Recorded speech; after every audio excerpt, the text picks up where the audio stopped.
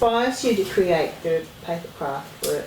The paper craft, I don't know.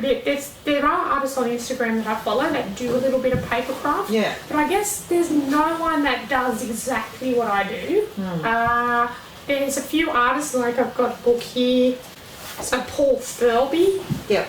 He's on Instagram, and he doesn't necessarily use paper cutouts, but he produces very flat images that look like paper cutouts and look a bit like my style. Yeah. And the colours he uses, they're very bold colours.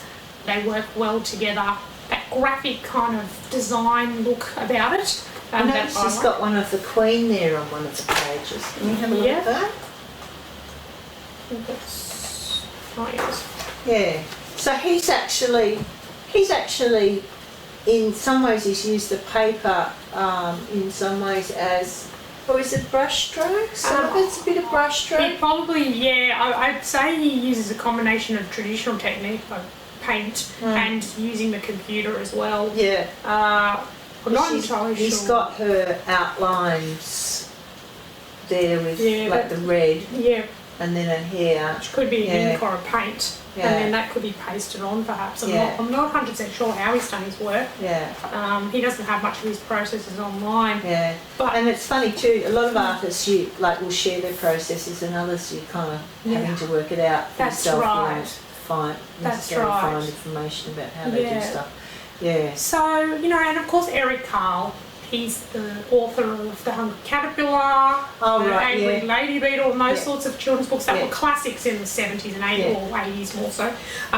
He's been an inspiration. I think I've enjoyed his books since childhood, and I think for people who think about cut-out paper and interesting patterns on paper, think of Eric Carle. So he's one of the pioneers, I suppose, of that sort of art form, and he did it in a beautiful way because he created a lot of his own paper. Yeah. So he painted the paper and cut those shapes out, and that's a special touch that I don't do much of, and I could explore that further in the future, but he's another great artist in that genre. But apart from that, I get more inspiration from illustrators. Just their use of colours, their use of composition and all that sort of stuff, rather than just people that do paper craft. Yeah. Because other paper craft you'll see online is very neat and tidy. It's not very expressive paper craft. It's like representing a bird in a very realistic sort of a way, and they're using paper to make something very intricate and beautiful, but it's not